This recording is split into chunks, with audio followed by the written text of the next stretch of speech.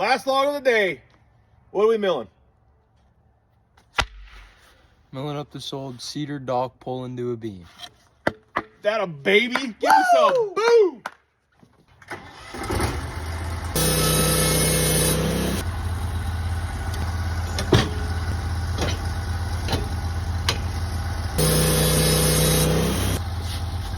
Man, good looking cedar though.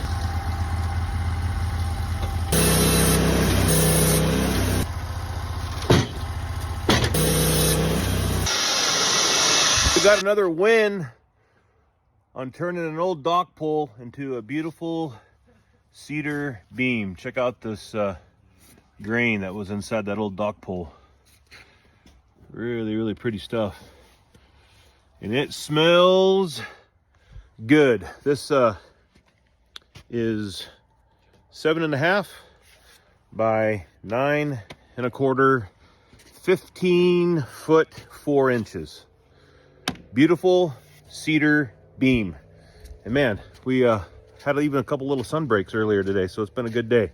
And that is a great way to end the day. As always, we appreciate you guys. We hope you enjoyed, and we'll catch you on the next one.